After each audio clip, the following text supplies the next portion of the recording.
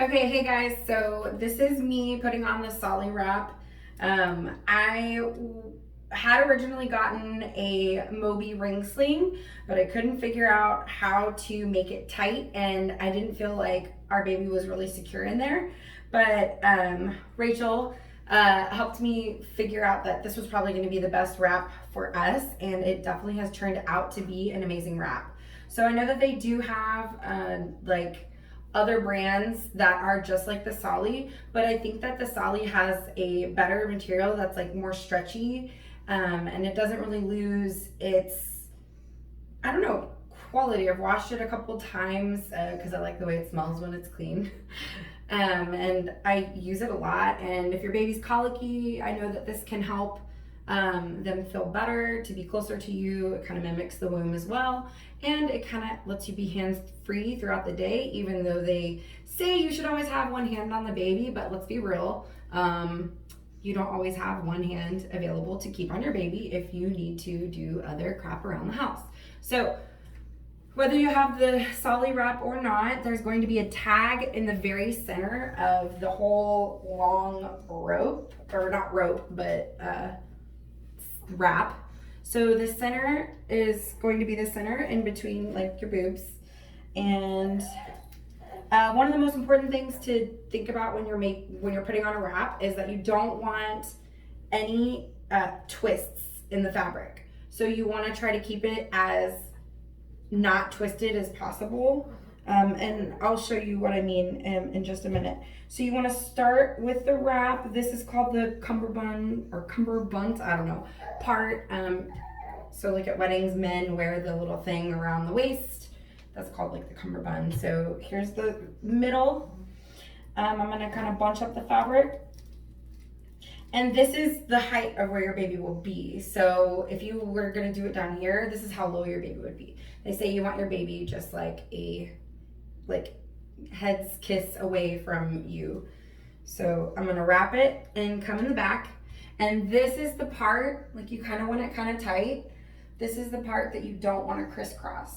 So what I mean is I'm gonna make sure it's not crisscrossed by opening it up and kind of putting it over like a shawl at first. And then I'm gonna bunch it up a little bit tighter. But see how there's no twist? Okay. So here's the front again. It came undone, but the tag's in the middle. Like right now there's no twist in the fabric. I'm gonna come around and hold this. It's almost like learning how to braid your hair where you have to like hold on to the pieces. I'm gonna do the same thing. I'm gonna bring it over kind of like a shawl. Make sure that there's no twists. And then crisscross it like this. You can kind of adjust your shirt. Okay. So then I'm here in the front. There's still no twists. I'm gonna crisscross. I just always end up crisscrossing left first for whatever reason. And now I feel like I look like a samurai. So then you have your crisscross and you want it kind of snug again. And you're gonna hold it and thread the whole thing through the middle part. Sorry, this video is getting long. It's 4 minutes. You can probably fast forward. I am talking a lot. Okay, so again, nothing is crisscross or nothing is twisted. Okay. And then I'm gonna take these two bottom. Now this is the part that doesn't really matter if it gets twisted from here down. So this is where you just kind of tie it in the back, wrap it around. I guess depending on your waist size, you could wrap it again if you wanted to have less of a string in the back. I don't know why, it doesn't bother me to have something hanging. I guess I haven't done it the other way, but I could. I guess if I was out and about, I would wrap it again. But it really is kind of like a one size fits all wrap. Okay, so now we're ready to put the baby in. So you always want to take the one that's closest to you first. So this, I'm gonna take this one and we're gonna put baby in.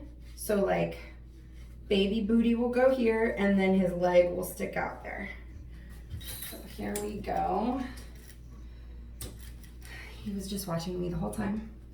Okay, the best way to hold your baby, to put him in, is like you're gonna burp him, but almost like a high burp. So I'm gonna start with this cross side, and I'm gonna put his little froggy leg in and kind of, whoop, drop him in, not drop him, but that sounds really bad. Drop him in the little front part.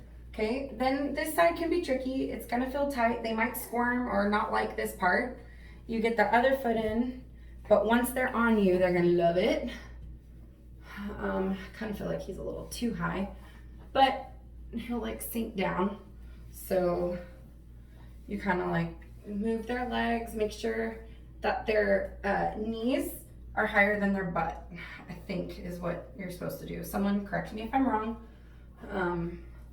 But yeah, so this is good for their hip placement. So knees and then butts down here, or hips or something. Okay, then you're gonna take the bottom little, the first thing you did with the tag, that's the little cummerbund thing, and then you're gonna pop your baby's legs underneath, both of them. And it's tight on him for sure. Like, I know it's probably not comfortable at this point for him, but then you're gonna pull that bottom part up over him. Thank you for being my model. Okay. Ooh.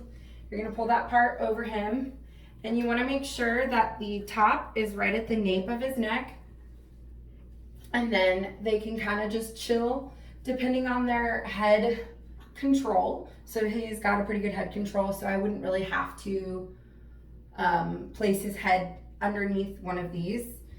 If he does get tired and want to take a nap, I could cover up one side, and you just want to make sure the baby can always breathe, but he really does like to see around. So here's the back. There's no twists, and yeah,